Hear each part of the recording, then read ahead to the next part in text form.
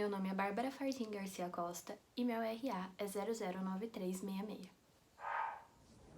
Olá, eu sou a Letícia Tenório Nakashima, sou estudante do 5º semestre do Centro Universitário São Camilo e meu RA é 009985. Olá, eu sou a Camila Spirandelli de Almeida, do 5º semestre de enfermagem, e o meu RA é o 0125. Oi, meu nome é Gabriela de Padaneri, meu RA é SPGR 009511. Meu nome é Lilian Fardim, eu sou do 5º semestre, meu RA é 009367. Olá, eu sou a Giovana Gabriela Costa Rodrigues, o meu RA é 009850, eu sou estudante de enfermagem do 5º semestre da Pompeia e juntamente com o meu grupo para fazer esse trabalho nós escolhemos sistema cardiovascular, dando enfoque na doença endocardite.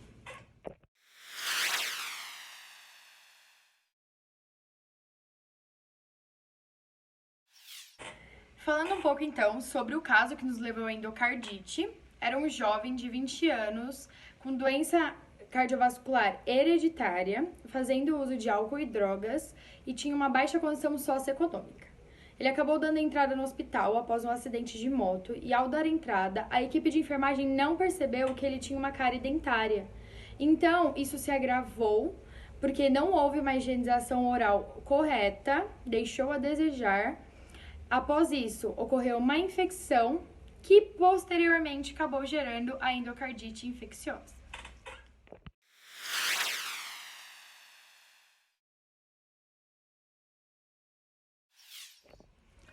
Falando um pouco então sobre a etiologia da endocardite, as bactérias e os fungos não vão aderir facilmente à superfície endocárdica.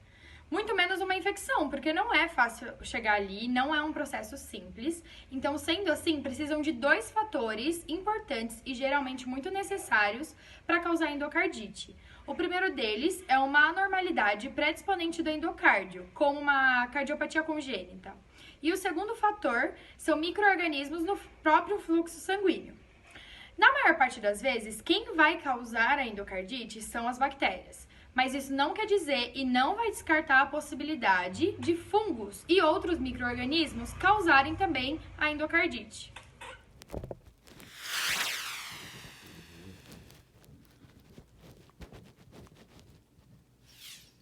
Sobre a cadeia e modo de transmissão da endocardite, no nosso caso causado pela cárie, por uma falta de cuidado da equipe de enfermagem com a higiene bucal do paciente, o mesmo obteve um dente profundamente cariado. A cárie foi se agravando até chegar à raiz do dente, atingindo assim a corrente sanguínea. O Streptococcus viridans cai na corrente sanguínea devido à alta vascularização. A corrente sanguínea leva a bactéria até o átrio ventricular esquerdo do coração, causando assim uma inflamação do tecido, o que gera a endocardite.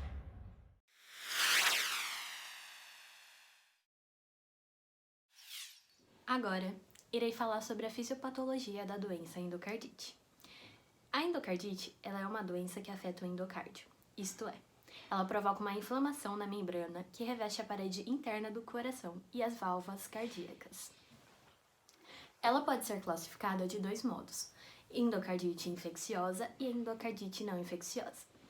Hoje, falarei sobre a endocardite infecciosa causada por uma bactéria, ou seja, bacteremia.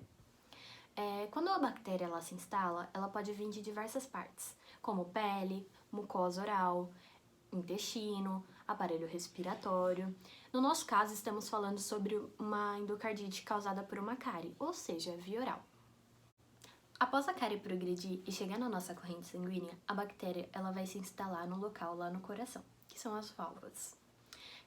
E esses micro-organismos patogênicos, eles se multiplicam e surgem as vegetações, ou seja, estruturas constituídas por restos celulares, como plaquetas, fibrinas e a própria bactéria, que podem destruir a válvula e comprometer o funcionamento do coração, que passa a ter grande dificuldade para bombear o sangue. Com a dificuldade para bombear sangue, pode ocorrer uma insuficiência cardíaca. Com a evolução do quadro e sem o tratamento específico, a destruição dos tecidos progride e o coágulo infectado, chamado de êmbolo séptico, pode soltar-se. Arrastado pela corrente sanguínea, ele também se espalha pelo organismo e alcança órgãos, como por exemplo o cérebro, os rins e o pulmão, também podendo dar um aumento no risco de AVC. Lembrando sempre que a infecção ela é incomum com pessoas com coração saudável. O risco de manifestar a doença é maior naquelas pessoas com cardiopatias congênitas ou adquiridas, portadoras de próteses valvares, stents ou marca-passos, ou que já tenham tido doenças no passado.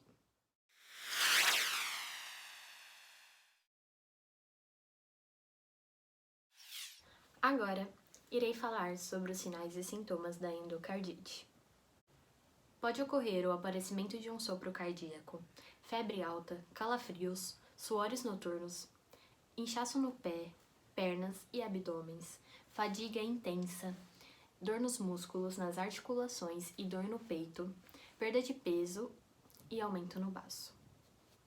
Pequenas manchas vermelhas ou arroxeadas na pele ou no branco dos olhos, que podemos chamar de petequias, nódulos maciços nas pontas dos dedos, das mãos e dos pés, áreas de sangramentos não dolorosas na palmas das mãos e nas plantas dos pés e hemorragia na retina e nos olhos.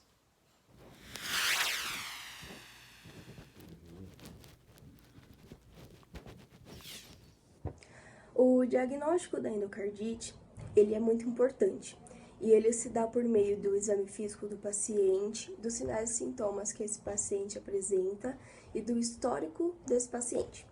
A realização de exames é de extrema importância. Os mais utilizados são o ecocardiograma, que é um exame que analisa o coração através de imagens desse órgão, e também o exame de hemocultura. Esse exame permite a identificação do agente etiológico da doença, no nosso caso, a bactéria, permitindo uma conduta terapêutica mais adequada e específica dentro do quadro clínico desse paciente.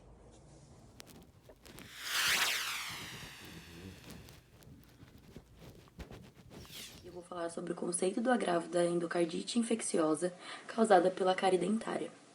Essa doença, ela já é um agravo à saúde, causada pela má higienização do aparelho bucal, que são os dentes, a língua e as gengivas.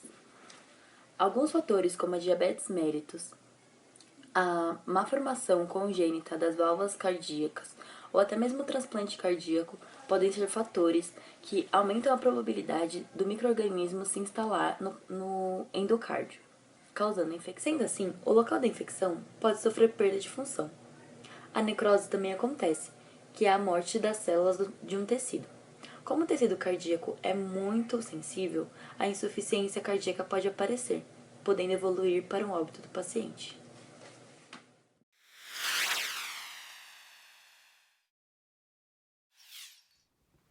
Dando continuidade no que as minhas amigas já apresentaram, falando sobre a endocardite, eu vou falar um pouco sobre os cuidados de enfermagem. Então, nós temos que controlar sinais vitais, controlar o débito cardíaco, cuidar para que não haja embolias, administrar oxigênio, promover perfusão dos tecidos, controlar a função respiratória, para aumentar a tolerância às atividades, porém gradualmente, pois o aumento exagerado da frequência cardíaca é prejudicial. E também avaliar a circulação periférica, que é muito importante.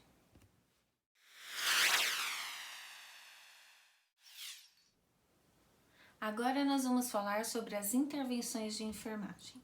Bom, primeiro nós vamos fazer a ausculta dos sons cardíacos, auscultar os pulmões, monitorar a pressão arterial, prevenir a formação de trombose periférica e, se necessário, administrar pequenas doses de anticoagulantes.